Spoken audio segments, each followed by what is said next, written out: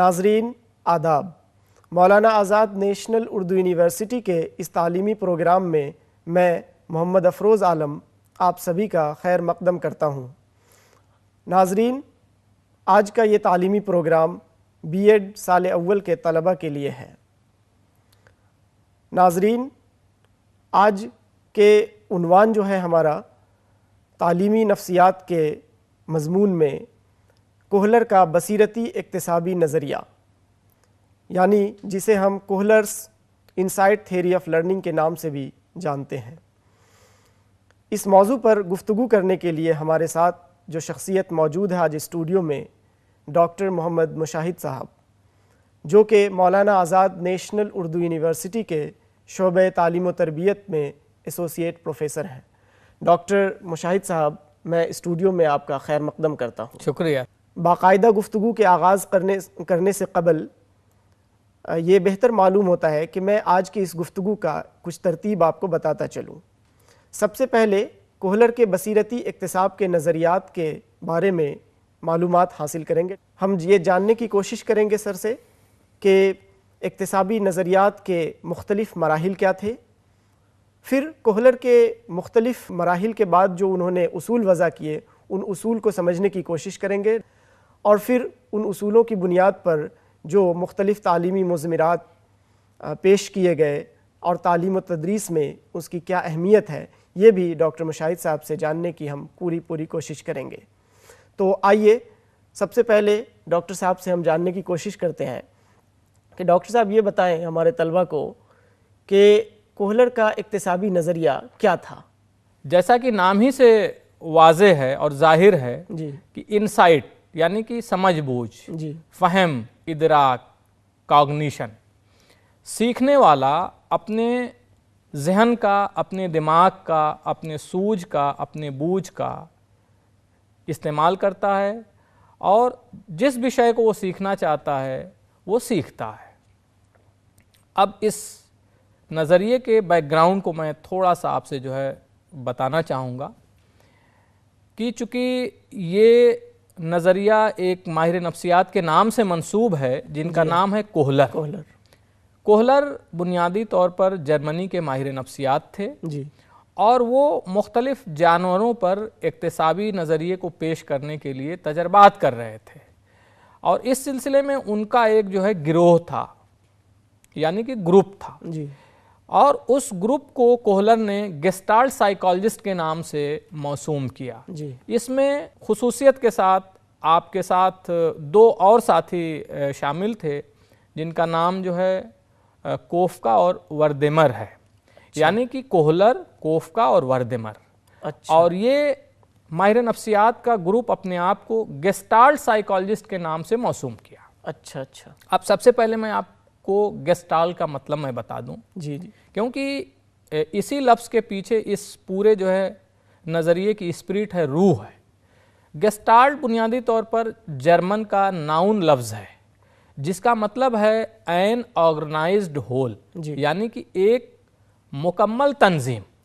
अच्छा, एक मुकम्मल तंजीम जी। अब आइए इसी की बुनियाद पर हम इस नज़रिए को हम आगे जो है समझने की कोशिश करते हैं।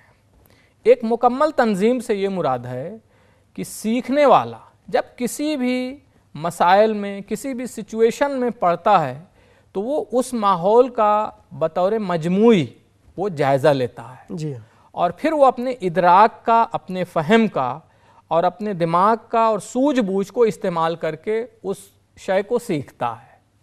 और इसमें ऑर्गेनाइज भी है, तंजीम यानी कि मुनज़्ज़म।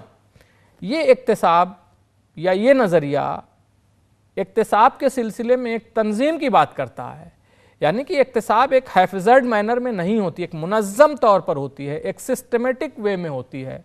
और सीखने वाला जिस भी चीज़ को सीखना चाहता है वो अपने कॉग्निशन का, बसीरत का, जैसे आपने कहा ना बसारती या जो है बसीरती इक्तिसाब, जी जी, अपने बसारत का, अपने फ़हम का इस्तेमाल करता है। चूँकि इनसे पहले जितने भी जो है नज़रिया पेश किए गए उसमें बसीरत की कोई भी बात नहीं थी। अच्छा। जैसे कि इससे पहले जो है थॉर्नडाइक ने ट्रायल एंड एरर, सही और ख़ता का नज़रिया पेश किया, पाउलो ने कंडीशनिंग जो है नज़रिया पेश किया, स्किनर ने ऑपरेंट जो कंडीशनिंग की बात की, लेकिन इन्होंने कोहलर ने एक नई बात की कि इंसान चूँकि अशरफुल मखलूक़ात कहलाता है, और ये अशरफुल मखलूक़ात का दर्जा इंसान को सिर्फ इसीलिए है कि उसके पास समझ बूझ है। वो किसी चीज़ को सीखता है, समझता है, तो अपने समझ को, अपने बूझ को, अपने फ़हम का इस्तेमाल करके वो सीखता है। इसीलिए कोहलर ने इस नज़रिए को गेस्टाल्ट का नाम दिया, क्योंकि सीखने वाला अपने फ़हम का, अपने दिमाग का इस्तेमाल करके और उस सिचुएशन को एज ए होल परसीव करता है। तो इसीलिए इस नज़रिए को हम गेस्टाल्ट साइकोलॉजी का नज़रिया या बसीरती इक्तिसाब का नज़रिया कहते हैं। हमारे तलबा के लिए बताइए कि कोहलर ने इस तजर्बात के लिए कुछ तजर्बा किए थे शायद अपनी इस थ्योरी के लिए, जो कि बाद में राइज हुआ, तो उस तजर्बात पे कुछ रोशनी डालिए हमारे तलबा के लिए। इस दुनिया में जितने भी नज़रियात पेश किए गए, जितने भी इन्वेंशंस हुए, डिस्कवरीज़ हुए, हज़रत इंसान ने मुख्तलिफ़ किस्म के तजर्बात किए। जी हाँ। और फिर उस तजर्बे की रोशनी में अपने नज़रियात को पेश किया। ठीक इसी तरह से ये इक्तिसाबी नज़रियात भी हैं, जिसको मुख्तलिफ़ माहिरीन नफ्सियात ने अपने अपने तौर पर मुख्तलिफ़ जानवरों पर तजर्बात करके उनके उसूल को बताए हैं, उनके तरीक़ाकार को बताए हैं। तो इस इक्तिसाबी नज़रिए को हम बेहतर समझने के लिए कोहलर के किए गए तजर्बात को हमें देखना होगा। इससे हमें उम्मीद है कि तलबा को बिल्कुल इस नज़रिए का खाका और मंजरनामा आँखों के सामने आ जाएगा, और इस नज़रिए को मुकम्मल तौर पर समझने में बड़ी आसानी होगी। जी, बड़ा दिलचस्प तजर्बा है। कोहलर का एक पालतू चिंपैंजी हम जिसको कहते हैं, जी जी, उन्होंने एक चिंपैंजी पाल रखा था, जिसको वो प्यार से सुल्तान कह करके पुकारते थे।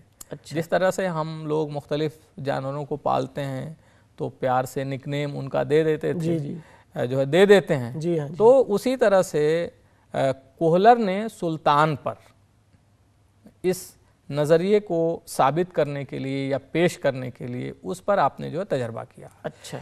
और ये तजर्बा उन्होंने मुख्तलिफ स्टेप्स में किए, मराहिल में किए। सबसे पहले कोहलर ने सुल्तान को कुछ दिनों के लिए भूखा रखा, और फिर उसके बाद एक तजर्बे वाले रूम में उसके सीलिंग पर बनाना, जिसको हम मौज कहते हैं या केला कहते हैं, उसके सीलिंग पर लटका दिया। अच्छा। और फिर उस तजर्बे वाले कमरे में उन्होंने लकड़ी के डब्बे 2-3 अलग अलग जगहों पर रख दिए, और साथ ही साथ छोटे छोटे स्टिक्स जिसको हम जोड़ सकते हैं, जोड़ करके एक बड़ा स्टिक हम बना सकते हैं, उसको भी दूसरी जगहों पर रख दिया उन्होंने। फिर उसको वो बाहर से ऑब्जर्व करने लगे, सुल्तान को कमरे में बंद करके। जी। तो वो क्या देखते हैं कि सबसे पहले तो सुल्तान चूंकि भूखा था, उसने अपनी नज़र ऊपर उठाई तो देखा कि सीलिंग से बनाना लटक रहा है। अब उसको बनाना हासिल करना था। ये एक प्रॉब्लमेटिक सिचुएशन है। जी। अब चूंकि वो सीलिंग पे था, ऊंचाई पे था, तो सुल्तान उसको वहाँ तक पहुँच नहीं सकता था। जी हाँ। तो उसने पूरे कमरे का जायज़ा लिया, और फिर उसके बाद से जायज़ा लेने के बाद से एक बार उसने कोशिश की उछलने की। अच्छा। तो उछला, लेकिन वो उस केले तक नहीं पहुंच पाया। अच्छा। फिर वो बैठ करके सोचने लगा तो अचानक उसको वो एक लकड़ी का डब्बा नज़र आया। वो उसको लाया और वहाँ केले के नीचे रखा, फिर उसको ट्राई करने की कोशिश की। जी। लेकिन वो नहीं हुआ। फिर उसके बाद से वो फिर उस मुकम्मल कमरे का जायज़ा लेने लगा, चारों तरफ देखने लगा कि अब मैं क्या करूं। इसी दौरान उसको दूसरा डब्बा भी दिखाई दिया। वो हर एक नई कोशिश किया और उसको नहीं पाया। फिर उसके बाद से उसकी नज़र एक लकड़ी पर पड़ी, फिर वो कोशिश किया, नहीं पहुंच सका। अच्छा। फिर वो गौर व फिक्र करने लगा, देखने लगा चारों तरफ, अकल दौड़ाने लगा कि इसको पकड़ने के लिए। फिर उसको एक और डंडा दिखा तो दोनों हाथ में लिया, फिर कोशिश किया, फिर वो फेल हो गया, नहीं पहुंच सका। जी। फिर वो दोनों तरफ देखा डंडे के कि क्या ये जुड़ सकता है क्या। अच्छा। तो वो तो जुड़ने वाला डंडा था, स्क्रू पे जैसे आप देखते हैं, उसको उसने जोड़ लिया। फिर कोशिश की पहुंचने की, जी। वो फेल हो गया। फिर तीसरा देखा वो हिस्से का, फिर जोड़ा और फिर वो उसको हासिल कर लिया। जी। ये तो जो है पहला मरहला है इस जो है तजर्बे का। कुछ दिनों के बाद ये सेम सिचुएशन को कोहलर ने फिर से दोहराया। अच्छा। तो दूसरी बार क्या देखते हैं कोहलर कि जब सुल्तान को कमरे में बंद किया जाता है तो वो बगैर किसी गलती के बहुत इत्मीनान से एक के बाद दीगरे वो डब्बा लाता है, तीनों स्टिक्स को इकट्ठा करता है, जोड़ता है और बगैर किसी गलती किए हुए बहुत इत्मीनान के साथ उसको हासिल कर लेता है। अच्छा। अब देखिए इस जो है तजर्बे के तीसरे मरहले को हम बताते हैं। जी। एक दूसरे जो है कमरे में सुल्तान को रखा और उसमें सिर्फ एक मेज था, बड़ा मेज था जिस पर कि सुल्तान जो चढ़ करके उस जो है केले को हासिल कर सकता था। जी। तो जब उन्होंने रख दिया सुल्तान को तो वो देखते हैं कि सुल्तान एक बार जायज़ा लिया पूरे कमरे का और फिर कोने में मेज़ को देखा, बहुत इत्मीनान से उस मेज़ को केले के नीचे लाया और फिर मेज़ पे चढ़ करके उसने हासिल कर लिया। अच्छा। यानी कि यहीं पर कोहलर ने ये डिक्लेयर कर दिया, साबित कर दिया कि इक्तिसाब एक ऑर्गेनाइज्ड होल और एक मुकम्मल तंजीम और इनसाइट से, हमारे समझ से, बूझ से, यानी कि सीखने के लिए इनसाइट का होना लाजमी है। और हम इंसान चूँकि अक्ल फ़हम रखते हैं, जब हम किसी सिचुएशन में या प्रॉब्लमेटिक सिचुएशन में, मसला मसाइल में पहुँचते हैं या पढ़ते हैं, तो हम अपने फ़हम का, हम अपने इदराक का इस्तेमाल करते हैं और उसको इस्तेमाल करने के बाद हम उस मसले को हल करने की कोशिश करते हैं। ठीक है डॉक्टर साहब, बहुत बेहतर आपने तजर्बात पे रोशनी डाली और साथ ही साथ मराहिल भी इसमें बयान किया आपने।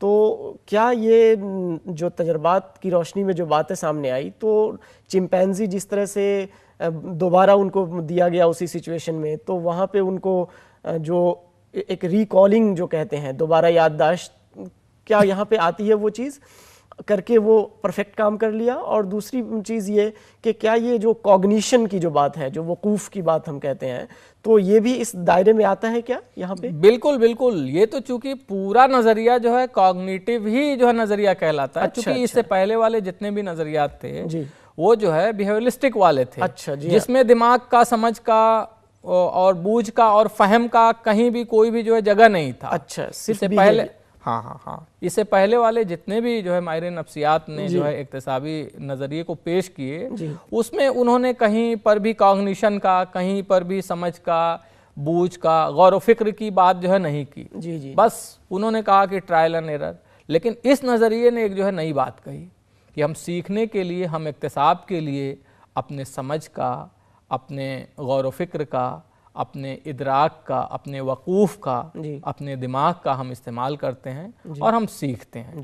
चूँकि इंसान के पास जो है समझ बूझ तो है ना, हाँ, सोचने समझने की सलाहियत तो है ना, और ढेर सारी चीज़ें हम जो सीखते हैं, हम जब जो है किसी भी मसाइल में दो चार होते हैं तो हम अपना ध्यान, अपनी समझ बूझ या हम एज ए होल उसका जो है जायज़ा लेते हैं और फिर हम कोशिश करते हैं। कोहलर के इक्तिसाबी नज़रिया के लिए नज़रियात की बुनियाद पे जो अभी आपने बताया, यहाँ से एक कॉग्निटिव थेरीज़ का मतलब शुरुआत होती है जी। तो इससे पहले जो भी आया वो बिहेवियरिस्टिक थ्योरी में जाता है, जो बर्ताव की बुनियाद पे होता था, और यहाँ पे अक्ल व फहम की बात आ जाती है। तो इस एक्सपेरिमेंट की बुनियाद पे जो कुछ उसूल मराहिल, कुछ मराहिल जो है इन्होंने दिए, हाँ, कुछ मराहिल जो थे इनके, उन मराहिल को आप अगर बताएं तो हमारे तलबा को समझने में और आसानी होगी। मैं मुख्तसरन तौर पर, चूंकि पूरा जो है तजर्बा आपके आंखों के सामने जो मौजूद है जी, 4-5 जो है मरहले जो है कोहलर ने जो है बताए हैं जी सीखने के ताल्लुक से। सबसे जो पहला जो मरहला है वो सर्वे का मरहला है। अच्छा। जब इक्तिसाब करने वाला, जब सीखने वाला किसी भी मसाइल में पढ़ता है तो वो उस मसाइल को एज ए होल सर्वे करता है। अच्छा। अब आप जो है गौर कीजिए, जो है चिंपैंजी वाला, सुल्तान वाला जो है तजर्बा जी, जब कोहलर ने सुल्तान को कमरे में बंद किया तो सुल्तान ने उस पूरे कमरे के माहौल का एक सर्वे किया, एक जायजा लिया जी कि वहाँ पर केला रखा हुआ है, हमको उसको हासिल करना है। उसने चारों तरफ नज़र दौड़ाई कि हम इस तक जो है कैसे पहुँच सकते हैं। अगर आपने कभी गौर किया होगा कि आम जो बंदर होते हैं जी जिनको हम जो है गली कूचों में देखते हैं, मैंने तो महसूस किया है क्योंकि मैं जो है नफ्सियात का तालिब इल्म हूँ, जी तो आपने ये देखा होगा कि एक टहनी से या एक दीवार से दूसरी दीवार पर अगर बंदर को कूदना होता है तो पहले वो एक बार ट्रायल लेता है, एक बार पॉज लेता है, देखता है कि क्या मैं उस पर जो है कूद पाऊंगा कि नहीं। अगर उसने लाइन लेंथ देख लिया, टाइमिंग देख लिया कि हाँ मैं कूद सकता हूँ तो कूदता है, नहीं तो हम ये देखते हैं कि वो और करीब वहाँ पे जाता है, फिर वहाँ से कूदता है। अच्छा। यानी ये इसलिए है कि यहाँ पर अक्ल की, समझ की और बूझ का इस्तेमाल हो रहा है। अच्छा। कि क्या हम जो चीज़, हम जो मसला है जहाँ तक हमको जो है हदफ है पहुँचना है, उसको पहुँचने के लिए क्या हम जो है एक वो सर्वे करता है जी और फिर जो दूसरा मरहला है उसमें झिझक होती है कि आया कि हम ये काम करने जा रहे हैं तो ये जो कामयाब होगा कि नहीं होगा। जिस तरह से जो है सुल्तान चिंपांजी जो है झिझकता है, देखता है, झिझकता है ना, पॉज लेता है, फिर वो इस तरह से करने की कोशिश करता है। तो ये जो है सेकंड है मरहला कि सर्वे करने के बाद से उस मकसद को हासिल करने के लिए, वहाँ तक जो है पहुँचने के लिए वो झिझकता है। अच्छा। और फिर उस झिझक के बाद वो एक कोशिश करता है। ओके। और जब जो है पहली कोशिश उसकी फेल हो जाती है तो बसीरती इक्तिसाब का सीखने वाला या जो भी लर्नर है, सीखने वाला जो अपने अक्ल से, फहम से सीखता है जी। वो जो एक गलती या एक कोशिश जो गलत हो गई उसको फिर से दोहराता नहीं। अगर आपको ख्याल होगा trial and error learning theory में जो थानडाइक का था तजर्बा, उसमें बिल्ली को जब हमने पिंजरे में बंद किया तो वो बगैर सोचे समझे उछल कूद शुरू कर दी। जी जी। एक ही तरफ बार बार कूद रही है, गर्चे की वो जो है दरवाज़ा खुले या ना खुले। लेकिन यहाँ पे चूंकि बसीरती इक्तिसाब है, इसमें एक किस्म की गलती को दोहराया नहीं जाता है। अच्छा। अगर उसने एक डब्बे पर चढ़ करके हासिल करने की कोशिश की तो अब वो, अगर वो फेल हो गया तो फिर अब दोबारा वो कोशिश नहीं करेगा, बल्कि वो एक नई कोशिश जो है करने की कोशिश करेगा और इसके लिए वो मुकम्मल जायज़ा लेगा जी।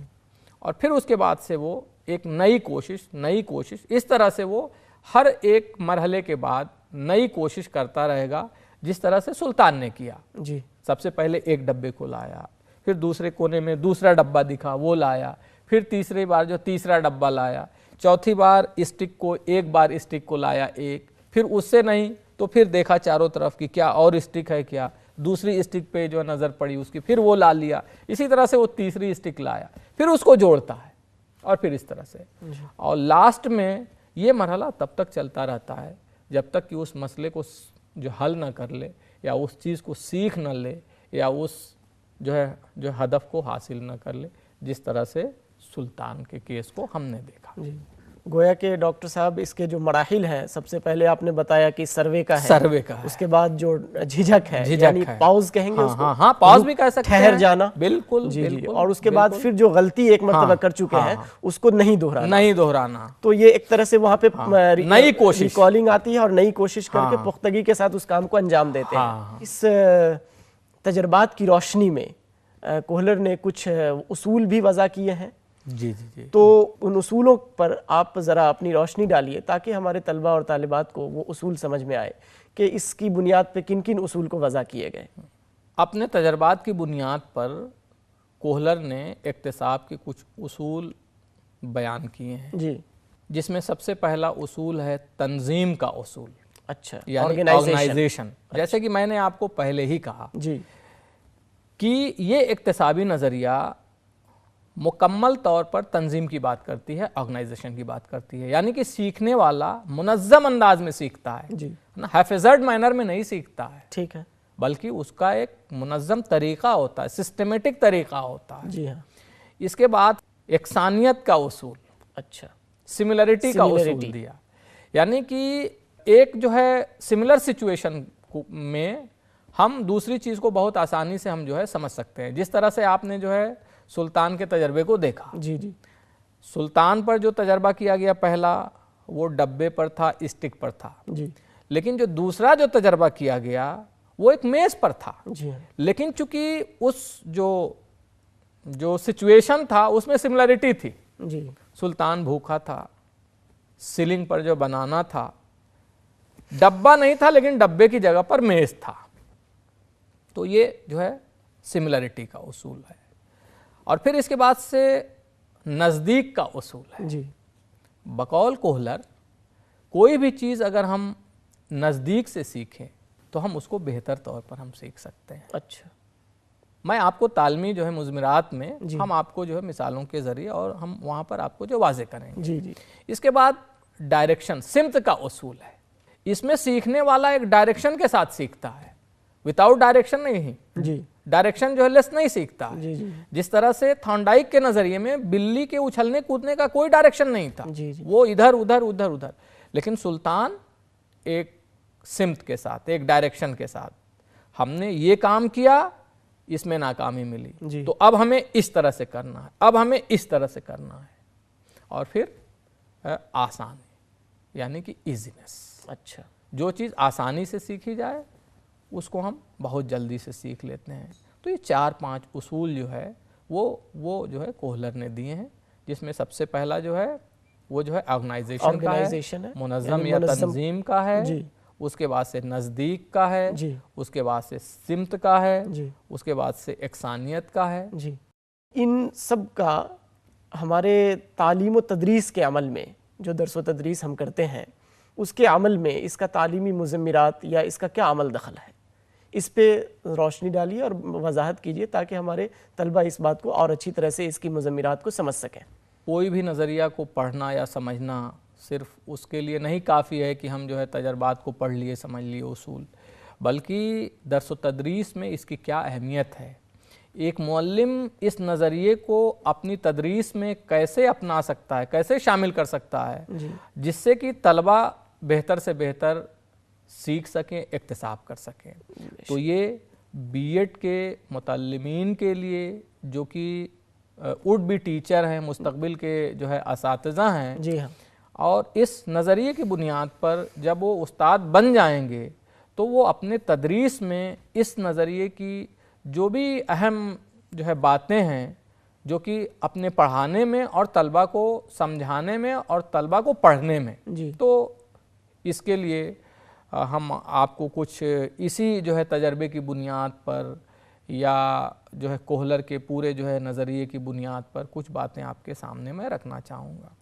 सबसे पहले तो आप इन उसूलों को जहन में रखिए। जी, मुनज़्ज़म, जो कि ऑर्गेनाइजेशन का जो उसूल है, अच्छा, इस उसूल को एक टीचर अपने जहन में ये रख सकता है कि जब वो कभी भी तदरीस के लिए कमरे जमात में जाए, अच्छा, तो वो अपने मवाद मजमून को एक तरतीब दे ले, मुनज़्ज़म तौर पर, जी हाँ, है ना, जी हाँ। सिस्टमेटिक वे में ऑर्गेनाइज कर ले, जी, जिससे कि उसको डिलीवरी में बहुत फ़ायदा हो। अच्छा अच्छा, तो ये तो जो है फ़ायदा हुआ जो है टीचर के लिए। जी जी, इसी तरह से टीचर अपने तलबा को ये बताए कि जब कभी भी वो जो पढ़ने के लिए जाएं जी, या किसी भी चीज़ को वो याद करने के लिए जाएं या वो कोई भी काम करें, जी है ना, एक तरतीब के साथ करें, है ना, एक सिस्टमेटिक वे में करें, उससे उनको अपने मकसद तक पहुंचने में बड़ी आसानी होती है और उनका काम अच्छे से हो जाता है।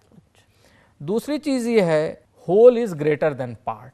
ये नज़रिया जो है कुल की बात करता है, जी, जी। An organized whole.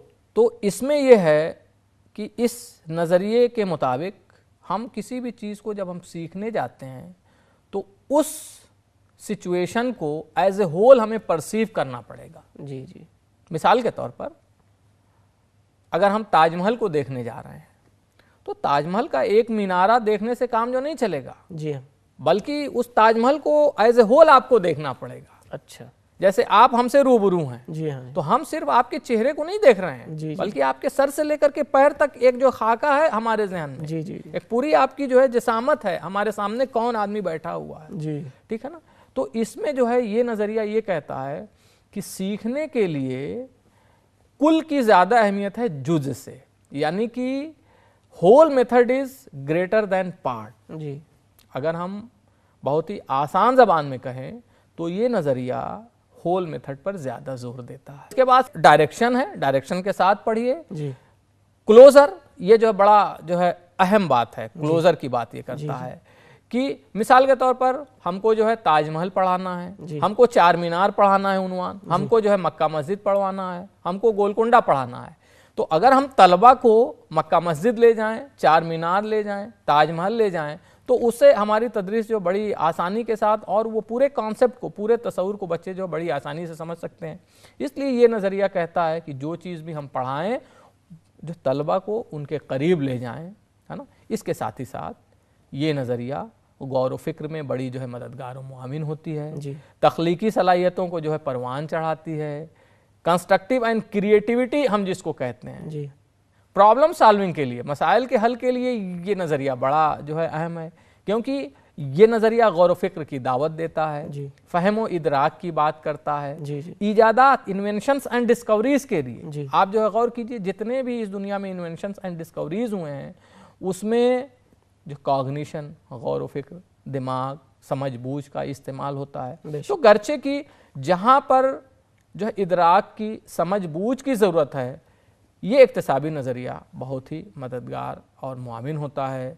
इससे उस्ताद अपने जो है तलबा के अंदर एक जुस्तजू, एक जो है मसाइल को हल करना, एक तजस्सुस वगैरह की जो है तरबियत दे सकते हैं, जिससे कि वो इक्तिसाब को जो है बहुत बखूबी अंजाम दे सकते हैं।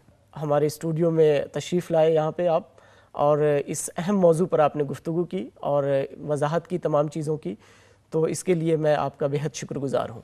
शुक्रिया, आपका भी शुक्रिया बहुत बहुत। तलबा और तालिबात, जैसा कि अभी हम डॉक्टर मोहम्मद मुशाहिद साहब से मुखातब थे और उन्होंने आज एक बहुत ही अहम मौजू जिसका उन्वान हमारा कोहलर का बसीरती इक्तिसाबी नज़रिया था, इसके तमाम उमूर पर रोशनी डाली। मुझे उम्मीद है कि आपके लिए ये बेहतर और मुफीद और कारगर साबित होंगे।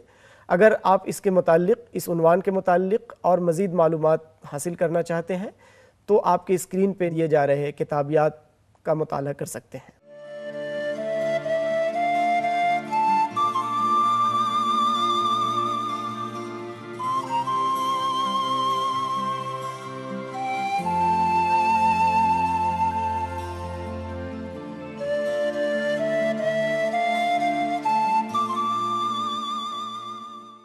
इसके अलावा आप मज़ीद तफसीलात अगर मालूम करना चाहते हैं तो निज़ामत फ़ासलाती तालीम मौलाना आज़ाद नेशनल उर्दू यूनिवर्सिटी से रब्ता कायम कर सकते हैं। फिर एक नए मौजू के साथ हम हाजिर होंगे, तब तक के लिए हमें इजाज़त दीजिए। आदाब, खुदा हाफिज़।